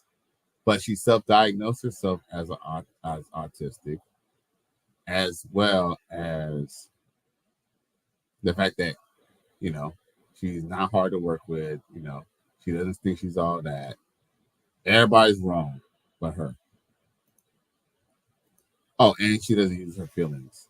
Yet, everything she's talking about is about her feelings. It's never, I felt that this person did this. I thought that this person did this. It's like reading Game of Thrones. He's going to give you this. He's just giving you the sequence of events. You don't see the feelings of Catelyn Stark at the fucking Red Wedding until you watch the show because. Did she just bring up Games of Thrones as an example of real life? In the writing, it is just a series of events. That is part of my autism. I speak in directs. I speak in linear spaces. I speak in literals. That's part of the reason why people don't like me neither, because I'm literal and I take things literally. So if you say to me, I'm gonna be there at 5, I'm like, why you ain't here at 5? They're like, well, I'm at 5-ish. Well, you should have said 5-ish because I was waiting for you at 5. So, yo, I couldn't even watch the whole thing, but I'm watching enough. I watched enough, but yo, it's gonna get good in a second once she fucking stops yapping. Let me ask you this: how old were you when you got diagnosed, and did you always feel that you was different and you felt something was wrong? Well, what's today? Today is Thursday, the 18th. So 42 and however many days until I was just recently diagnosed. Okay. And this came out of this situation because so many Black women who are autistic said to me, I see you. You need to. And I've always thought, you can look at other interviews. Bruh. Exo Pro says, I got 2 older sisters. They never got along. Sheesh. He says, Love Debbie says, oh, loud, right. He says, is she married or does she have any kids? No ring, no kids. She's old. She's what Coach Greg Adam calls a Owen.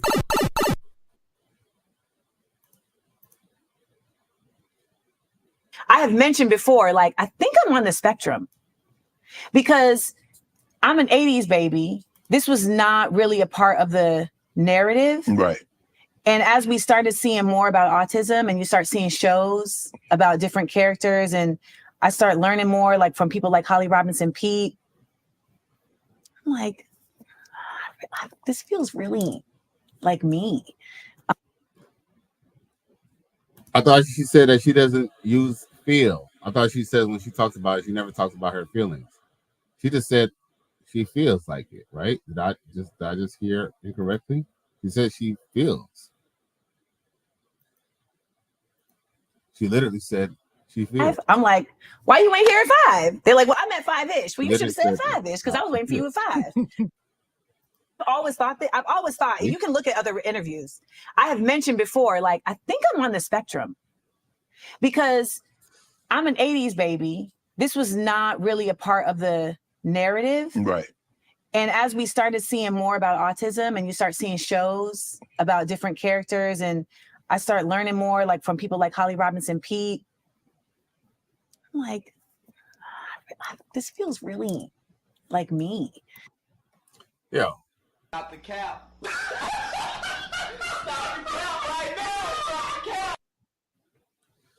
She already contradicted herself.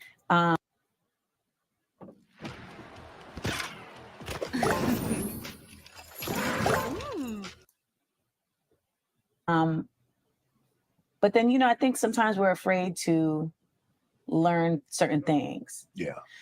So 60s and 70s, baby, just got whipped and put to bed. And to be honest, it's true. And to be honest, I just want to say, like, so my mom, so in this revelation. So anyway, I'm about to just fast forward to the part where, to the nitty gritty. So she talks about her racist moment, and this is what the media is trying to attack him over. 2 points that she made. Right? Yes. And when you are autistic, you literally are unable to even catch these certain social cues. There have been twice in my life where I was in a fight and I didn't know I was about to be in a fight because I just didn't understand the social cues. Right. I literally didn't understand what was happening. Okay. You know, I'm thinking like they said come outside and I'm like, what's up? And then I get punched in the fucking face. For the record, I won the fight. You let her get up. She got up first and you still won. Yes, sir. Damn. You got squabble skills like that? You know, she embellishing, but she doesn't know why people don't like her. But she knows to fight. Why do you know to fight? People who are not conversational generally don't know how to fight. I have rage. Oh. I have rage. I'm very strong, like freakishly. You single? Yes. No, there go your question, Lil W. Is she married or does she have kids? She's single. And you heard what Shannon Sharpe had to say? Exo Pro says I'm telling the police I'm autistic spectrum. I was speeding up. I wasn't speeding officer, right? Ain't no man of quality and value finna sign up for that, Kelly. Heck nah. LOL. No doubt. I wouldn't do that shit. Fuck that bitch. Love W also says I'm gonna tell the power company that on my bill due date at XO Pro. Right. This autism spectrum, right. Autism spectrum game. Right. We definitely gotta bring that shit up in the coach game tomorrow. This is shit ridiculous. Now, Love W says not fooling with or screwing any women no more with mental issues. It's just super stressful. Never no more. Well, guess what? You probably ain't gonna be, you know what I'm saying? I don't know, man. I guess you're gonna have to be asking for women's paperwork because most women are clinically insane. And another thing is too, most crazy women have to get best poontang. That's kind of why a lot of these be getting caught up with these crazy baby mamas. That boom be crazy good. But I don't know if you know about the crazy beautiful or crazy sexy spectrum, but that's something that's been going around YouTube for a while, but you should check it out. But there's a direct correlation between attractiveness and crazy. Except process 100. So back to this lady here.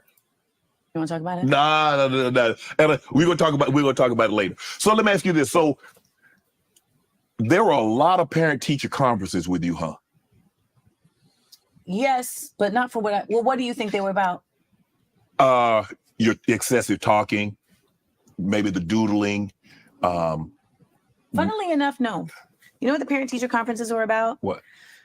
Amanda is sticking up for other kids in the class. Amanda is correcting me. Like, I had a teacher, Miss Schwenk, who called a conference because she was talking about Aboriginal art. Mm-hmm. And she said that she stood in front of the class and said, you know, that the Aborigines are a Stone Age people. And I was like, ma'am, there are Aboriginals alive right now. Like, they. Hold up. I don't know what Mrs. What was the name? Mrs. Bobble said or whatever. But at the end of the day, I don't know if you know anything about Aboriginal people from Australia, but they're basically like mixed with like Indian, Black, and like Pacific Islander. But basically, y'all seen Crocodile Dundee. But let's just be real, bro. We do know that, okay, yes, there are Aboriginal people that are alive to this day. The teacher never said that Aboriginal people do not extinct. What she says that before the white man ever came to even settle in Australia, the Aboriginal people were basically living in basically the Stone Age. They basically had as far as I know, they didn't have any ironworks or anything like, they didn't have any ironworks or anything like that. That's what puts you into the Bronze Age. Africa went all the way up to the Bronze Age. As a matter of fact, Africa, I think, started, they started with metalworks a lot in Africa. But not all of Africa is Bushmen. But let's just be real. There are some parts where it is nomadic, where people do not have metal tools. They're using like stone style tools, Stone Age. But Amanda Seals was talking about there are Aboriginals living in modern society. Of course, it's Aboriginal people living in modern society because the white man conquered it. But long story short is, of course, these people were brought into the 21st century. No one's disputing that. But their culture and their art, their old ancestral things are from the Stone Age.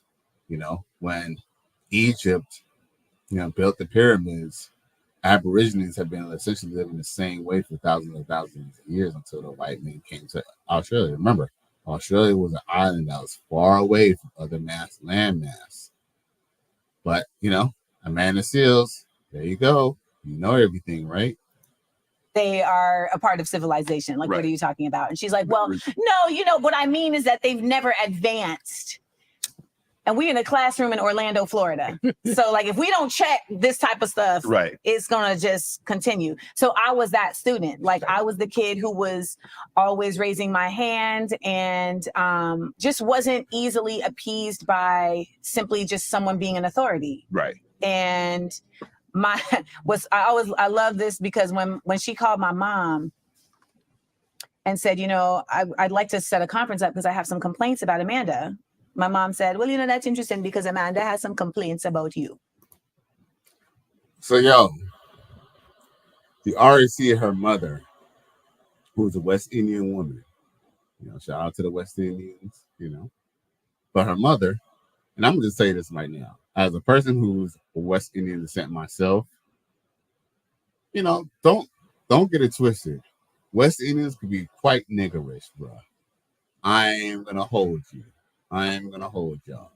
West Indians could still be on some niggerish bullshit. You know what I'm saying? Look at her face. Look at his face. Look at how she's looking.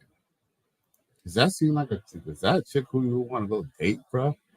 Look at her, man. Look at that face. And you telling me, look, what type of response do? Look, here's the thing. As a teacher, I'll probably be having a headache, bro. Because, dude, if I call a teacher and I say I have a couple of complaints about your daughter, I'll come to believe if your daughter has some complaints about me, you can address it, one, at the meeting, and two, that's not the avenue to address it. It's like, for example, you come to your girl and you say, see, this is exactly why I don't have a girlfriend. It's like if you come to your girlfriend and you say to you, hey, I don't like the fact that, hey, I don't like what you're wearing or something like that. Or you don't like I don't like how you, didn't leave no food for me, or you didn't leave drink for me or something. And the girl says to you, well, I don't like how the last time or the time before you didn't leave no food for me. It's not about beef or tit for tat. If there was a problem that you had with me, address it then.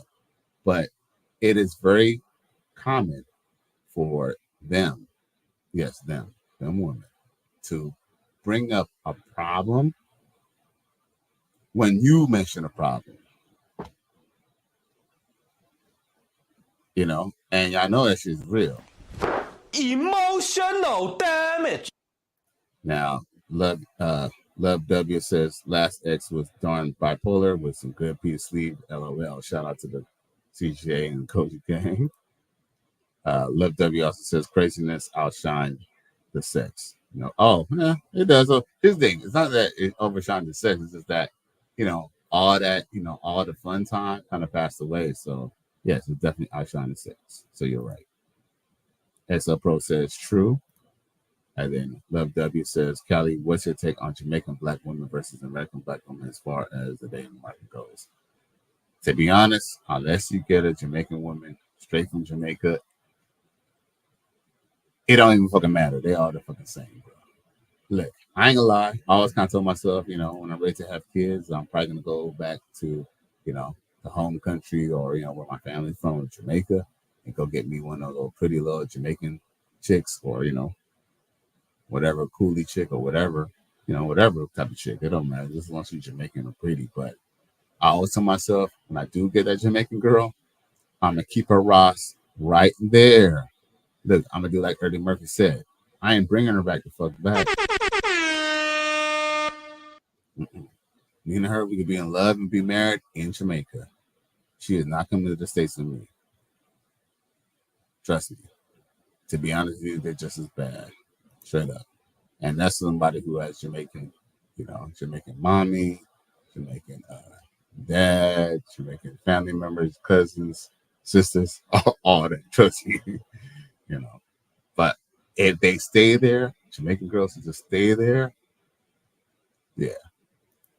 At that point, good thing. XO Pro says JM. And Callie, he's like, Love W says LOL. So yeah, you're crazy. So let's go back to Amanda Seals real quick. And so they came to the meeting. It was my mom and Mr. Wright and Miss Cersei. It's all Black people at Dr. Phillips High School in Orlando, Florida. And this lady sat there and actually you and Mr. Wright had the same build. And Mr. Wright was like, all right, so, we're here to discuss Amanda disrupting the class with her talking. And she was like, no, Amanda doesn't disrupt the class with her talking. She actually helps the other students out. He's like, oh, okay. So is it about her grades? And she's like, actually, no, one of her art pieces is featured in our exhibit at the library. And he's like, so what are we here for? And she's like, well, she corrects me in front of the class. And these three Black people are like, here we go with this racist bullshit. Did they really do that? Did the teachers and administrators turn around and that's what they said? They turned around and it was like, oh, here we go with this bullshit. That's what they did in 1980 in front of like a little kid and the parents and in front of this white teacher. You're a victim. Here we go, CSI. Stop the cap.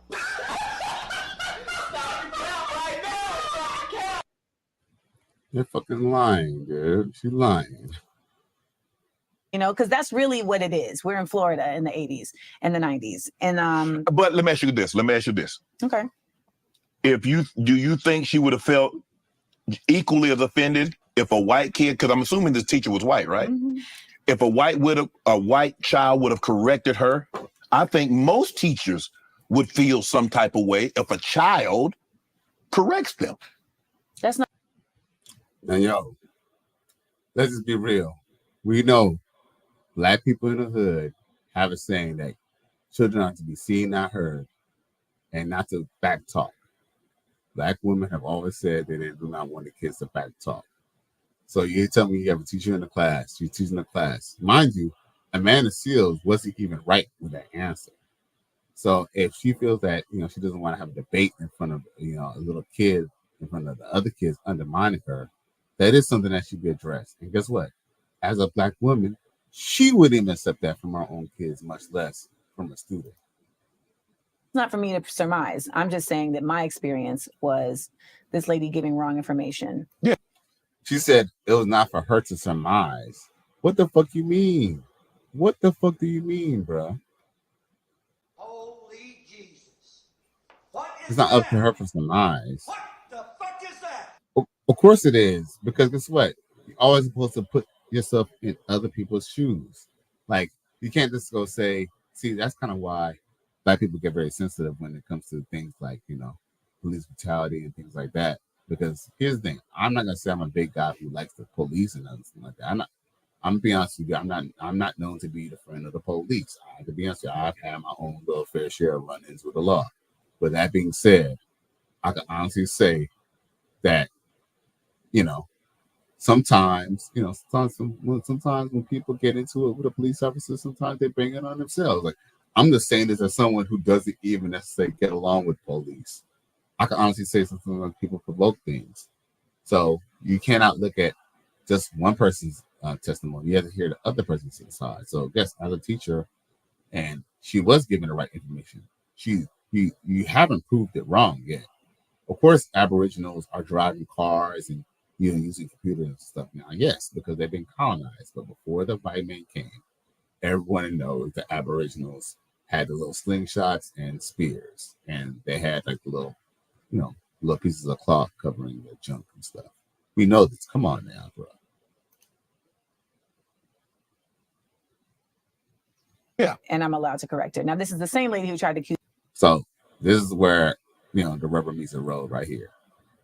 So basically, she feels some type of way because he asked her a very serious question.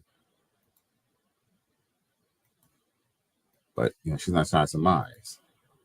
No, one of her art pieces is featured in our exhibit at the library. He's like, so what are we? Okay. I'm sorry. Okay. It's not for me to surmise. I'm just saying that my experience was this lady giving wrong information. Yeah. And I'm allowed to correct her. Now, this is the same lady who tried to accuse me of stealing. And when a white girl said, no, Amanda didn't steal it, I did. She was like, well, I think both of you need to go to the principal. Right. I'm in Orlando, Florida, which is a notoriously racist state, Florida, in the 90s. And I'm talking to you about a white woman who is speaking about Black people, indigenous people in a country where those same indigenous people have had all of their land taken from them by former criminals that were sent there from England. And she is calling them Stone Age people. And I. You see how she's trying to muddy the water? Now she's trying to muddy the water and make it a racial thing. It has nothing to do with being a racial thing, man. Here's the thing. We're going to call a spade a spade. The Zulus were Stone Age people.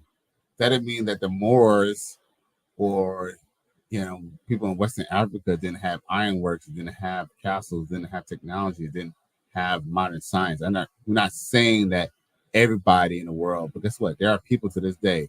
I think it's called Centennial Island or Kiwi Island. I forgot where it's placed. But somewhere off the coast of India, there's an island where these people are basically looking like Africans. They're African Negroid people who are in an island, and they actually killed a Christian minister who tried to go over there in Europe like 5 years ago. I'm sure y'all heard about it all over the news. But dude, those people are in the Stone Age, and it's 21st century. There are cars and planes and all that. It's okay to call them Stone Age people because guess what? They've never been in touch with technology or man. They've been the same way for thousands of years. Nothing's wrong with calling things what it is. But guess what? See, now she's trying to make it a racial thing. That's why people don't like Amanda Seales. Bitch, that's why they don't want your ass on fucking TV like that. I, as a Black girl, the only Black girl in her class, am correcting her. But my thing is, you're right. She possibly misspoke or she didn't know. I guess my question to you is, why do you even feel compelled at this juncture in this interview? Why would you even feel compelled to try to?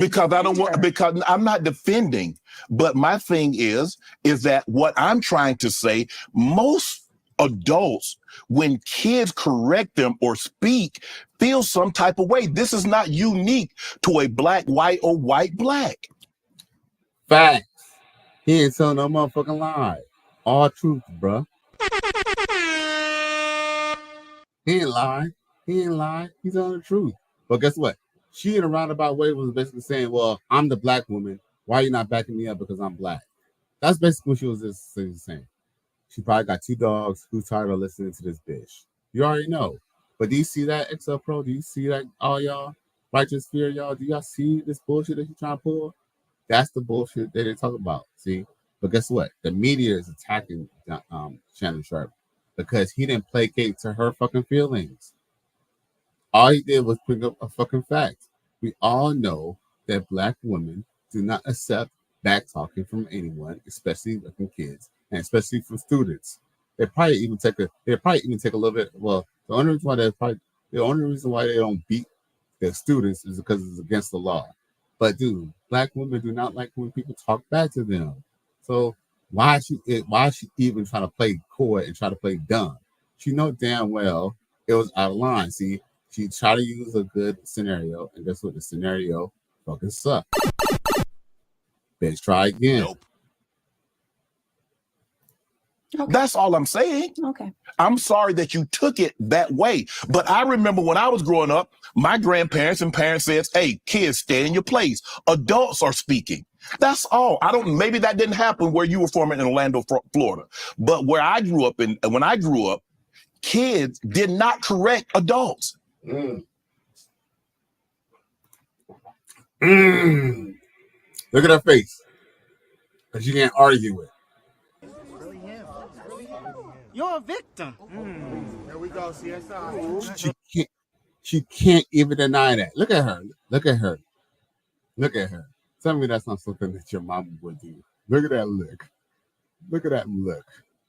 Our mothers have all given us that look before. Look, typical. Did you just say that? See? Look. So I apologize if you thought it came off as combative. No problem. Let's get into your acting. You've been at this game for a long time. You started in 1993 as a child actor. Was that something that you always wanted to do? She's still mad. Look. She's still mad. She's still mad. My man is so sexy. We're gonna go to the part where Baldies can't she get brings enough up, of the Baldy Pro. I guess her, experience of racism at the Disney's Boys and Girls Club or whatever, the Disney's club. If I'm 10 and I'm receiving an issue with this, they were racist. Oh shit. Oh. So when when a white girl said, no, Amanda didn't steal it, I did. She was like, well, I think both of you need to go to the principal. Oh no. There you go. There we go. Spoke or she didn't know. I guess my question to you is, why do you even feel compelled? Oh, here we go. Here we go. Okay. I'm sorry that you took it that way, but I remember. Yeah, hold on. Check this out. And I was also bullied while I was there because I was told that you're only here because you're black. No problem. Here you go. Let's get into your acting. You've been at this game for a long time. You started in 1993 as a child actor. Was that something that you always wanted to do? Not that I always wanted to do. I mean, I started dance very, very young. In 1989, I was on Disney. Okay. Well, no, I was sorry. In 1989, I went to an audition for Disney because they had something called the Sparkling Christmas Spectacular at Disney World in Orlando. And my mom was like, I think you should go and audition. So I went and auditioned and I made it, which I was not expecting to do. It was like 1,500 kids dancing and I made it. And I'm like, okay. And even though you're going to probably have an issue with this, they were racist. So when I was at Disney. Yes. So he said that he's going to have an issue with it. So she already taken the predisposition of the fact that because he didn't believe your little stupid story about Aboriginals and you correcting the teacher. So now she's already on the fence that he's saying he's racist. So let's see the story. Let's see how racist this story is. Please tell me in the comment section whether this story is racist or not. And I was in the situation at Disney. I was there as the only Black girl. Okay. And there was a whole crew. It's like 12 of us. And so I was called an N-word right there while I was there. And I was also bullied while I was there because... Someone called her the N-word. Oh. You're a victim. Here we go, CSI. Somebody called her the N-word. You know what? She had to go say that. She know damn well no one called her no motherfucking N-word. And if they did, why did you just lead off with that? No, but see, now she can bring up another racism story. She can't just come with some bullshit. Here's the thing. If you listen to the rest of the story, you know they didn't call her the N-word. Check it. Listen to the rest of the story. Listen, check it. But listen to the story. Okay, all right, they call you the N-word. Okay. That's only the worst thing that I heard so far, but okay. Let the story play out. Because I was told that you're only here because you're Black. You can't really dance. You're just here because you're Black, so don't get any ideas. So that's what I'm being told by the other children. Does that suffice as racist to you, or would you want to call it something else? Is that just kids being mean? Now, let's be real. Asking someone if calling someone the N-word is racist, it's kind of disingenuous because, especially if you use the hard R, it is implied that it is racist. Of course, it's implied. Like, it's implied. But see, Shannon Sharpe, he has what you call, when you're an older man, you start to have things called, you kind of have perspective. And you kind of know just the way that she was on the defensive. He kind of knows that she's trumping up the story. But he said that one of them called him the N-word. She didn't say all the kids called her the N-word. She didn't say all of them turned around and called her the N-word. She said one of them called her an N-word, right? And she didn't say N-word, so obviously it happened one time. Okay. But, Shannon Sharpe, he has a broad audience, and he's not trying to go woke and go broke. So he's just coming at it from an analytical standpoint. If it's racist, he can call it out as racist. But listen to his response. Check it. The kids. So let me ask you a question. As a child, you never said anything derogatory? You was just this model citizen as a child? I mean, children. Now, we're talking children, not functioning adults. Now, if you told me adults, parents were telling you this, or the execs or people that are in charge of Disney are telling you this, I could agree with it. But at 89, you're probably 8, 9 years of age. And she knows it's fucking true. She knows it's fucking true. Left W says combative arts. Right. And Exo Pro says her and Umar need a podcast.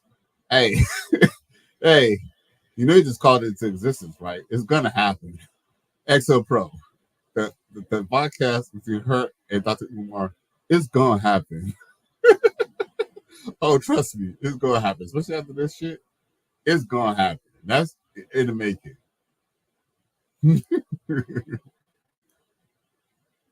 Maybe younger.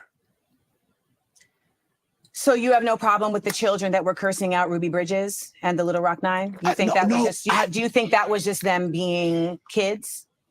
Two things can be true. Kids can be kids and not function as an adult, and things can be wrong. And sometimes when kids say things, they're repeating what they heard their parents say. They don't know it's wrong. So what about the children who are receiving it that know it's wrong? Does that not matter? Yes.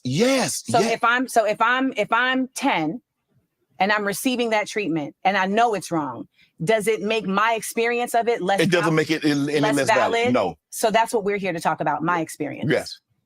So my experience is that I experienced that and it was difficult. So that's the valid part of this. I'm not here to protect those people because it's irrelevant to the conversation. So when I'm talking about me being on this dance show, I was there, and it was there was. Did you just tell the host that what he just said was irrelevant? It's actually is quite relevant because, you know, when you're bringing up racism, you're bringing up kids, right? So you telling me that black people don't call other black people a nigga? The first time, I'm gonna be real with y'all. The first time I heard the N-word, it's kind of crazy too because I watched. Okay, the first time someone used the N-word towards me, it was a black kid in the 3rd grade. That was the first time. Oh, actually, take that back. Actually, one of my mom's ex-boyfriends called me before a long time ago, but I was too young to even understand it. But I think when I got a little older in 3rd grade, then I understood what the N-word kind of meant, right? But yo, come on now, like, you know, we all know, like, bringing up racism, like he said, if it was the execs or somebody of authority who was probably racist or something, like, who was trying to hold you back, you haven't really said anything actual racist.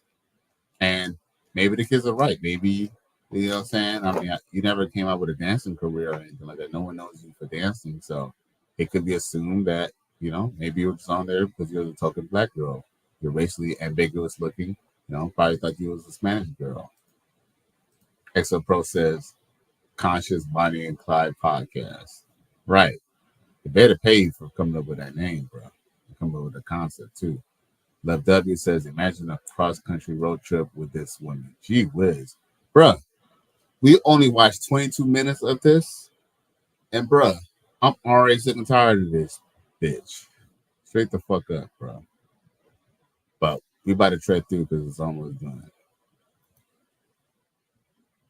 Other kids there who were actually really kind, and they had been in like the business. And so, for instance, shout out to Melissa Salamoni, her grandmother, they were not rich, and a lot of other kids were really rich, and so they got pushed to the side because they wasn't rich. So her grandma and my mom, like, really, like, they kind of found each other, and that's where I learned about headshots and resumes and agents, etc. And I was able to get an agent from that. Okay. So then I start auditioning, and I'm like booking stuff. And it's like, oh, all this precociousness is actually being put to good use. And then I booked, like, my first big job was Cop and a Half. Okay. I was Katie. And okay. That must have been some movie where she was like a kid and a cop, I guess. I don't know. I remember being at my 5th grade trip to Wekiva Riverwalk, and my mom pulling up and was like, we got to go to this audition. And I'm like, come on, we're about to go on a nature hike. And she's just like, no, we have to go. I really think we should go. So I'm just like, ugh. So I was never like the child actor, like the typical child actor, like, and my mom was never like, she was never a momager. Right. She was more so just like, you know, it's like if you don't want to practice piano, but your parents know that practicing piano is good for you, like, that's really what it was. It was. So your mom was not a momager or a manager, but then she pulled you off of a hiking trip that you already had planned to go to an audition. Wouldn't it have made sense that she would have already knew about the audition first, unless it was something that came up at the last minute? Sound like your mom was a manager to me. Like, you don't want to go, but I know this is good for you, and I'm the parent, so we gonna go. So you said you weren't like a normal so you did normal things like a normal child. You didn't have, like, you didn't get homeschooled because you was on this show and you did this. You were shooting 3 or 4 times, No. 4 or 5 times a week. No. You had a normal life as a child. Yeah, and my mom was very about that. So, like, on My Brother and Me, when I was on My Brother and Me on Nickelodeon, right, I was only supposed to be on 2 episodes, but they really liked my work, and so they said, okay, we're going to write her into the whole show. So my mom was like, well, what does that mean? And they were like, well, that means we're going to do 15 episodes. No, it was 12 episodes. Okay. But I'm only in 10 because my mom was like, well, she has a trip with her aunt. You see why you can't. You see why they don't get taken serious. Because if you're in the business, you got to be willing to kind of sacrifice a little bit. Not saying that you got to be on the casting couch, but come on now, that's a once in a lifetime opportunity, and even when it comes to work, they're still thinking about vacation time. Like going to go to your auntie, going to a trip was more important. But okay. So how did you feel about that? Fine, because I was never about like this. This was a hobby. It was a hobby for me at that age. I was a gymnast. That was what I was more interested in. I'm like, I got to miss. Well, Bella Caroli wasn't coming to your school to get you to sign you out of school, Amanda. Uh-oh. Look at her face. She's not even looking at him. Look. She's looking at the camera. Look at her. Look. Caught, dude. Caught in 4K, bruh. Caught in 4K. XO Pro says cute women should talk less and smile more. Works better for her day. Yes, dude. Run, dude. Run, bro. Yeah, this chick, dude, she's off the fucking chain. Bro. Run! Go! Get to the chopper! No, but my coach was picking me up from school to take me to the gym. I went to Orlando Metro. Shout out to Jeff and Christy. Yeah. I mean, I was a gymnast for real. Yeah. So, but I'm not sure. I don't understand. No, but I'm saying like Nickelodeon, this is a paying job, I'm assuming. Doesn't matter. I'm a child. Remember how children have, different things, yes, how we understand things. So it didn't matter to me. I cared about gymnastics. Okay. So literally, like when I was going into the audition for Nickelodeon, you had to do this long walk. Okay. You notice that look, the indication of a liar is that their story is long and drawn out. I mean, truth is, women are long-winded. And how can I say this? Women are very long-winded. Not saying that she's lying about everything, but the one indication of a liar is that they always want to take you on this roller coaster. It takes them a while to land a plane. They just kind of like to just drive around the airport before they just land the plane. They like to just drive around, right? They want to fly around the subject, fly around the situation. At the end of the day, but see, so it's okay for you to be a careless kid and not give a fuck about making money and not having a career opportunity of a lifetime, right? And going to go. So your mother pulled you off to do acting off of a trip. You can see a nature walk and stuff like that. But then she didn't let you film a show because you were a gymnast. Contradicting yourself.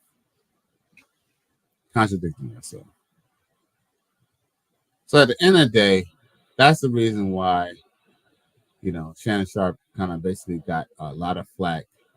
And look, y'all can watch the rest of the interview. You know what I'm saying? But that's the reason why he caught a lot. Like, that's why Shannon Sharpe caught a lot of, he's catching a lot of heat because he basically didn't placate to the sisterhood. So, damn, that shit scared the shit out of me. Yo, this is the commercial in my ear, bro. When that YouTube shit scared the shit out of me, bro. I got scared on tape.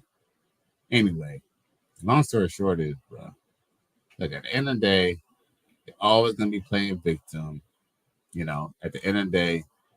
And, what I'm saying, just like I said, say to people all the time, they're just trying to turn Black people, Black men against Black women at any chance they get whenever they feel a ripple. And what's crazy is the white media is the one who's kind of pumping it. Maybe the sisterhood too. I believe it, but the white media, they're trying to be on a bad wagon and try to jump on Shannon Sharpe about it too. But I think Shannon Sharpe was, the honest, and I think he does basically dismiss the fact that, she claims it was racist, but out of all times that she was able to kind of speak up some racism, that was what racism she could bring up. She brings up other little things that could have been supposedly racist, but whatever she says, put the grain of salt because she tried to falsely accuse a dude of sexual assault, Myron Rowley, former NFL player turned plastic surgeon. So at the end of the day, we're gonna go ride out for Mr. Myron Rowley. You feel me? XO Pro says Shannon kept his composure better than me. Right, because that bitch is stupid. But he's Shannon Sharpe. He's good at politics. Yeah, he's very good at politics. You feel me?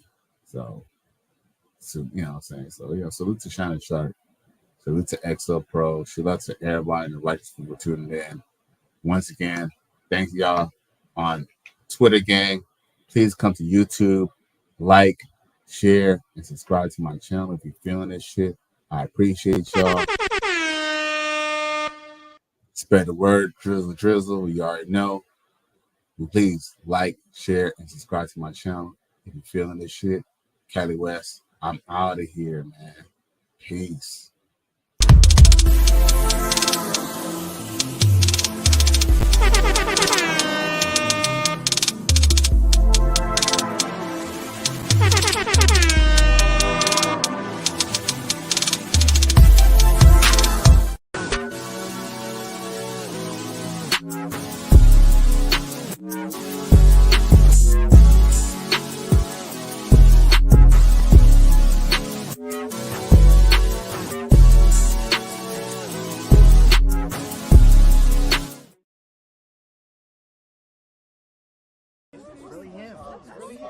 You're a victim. Here we go, CSI.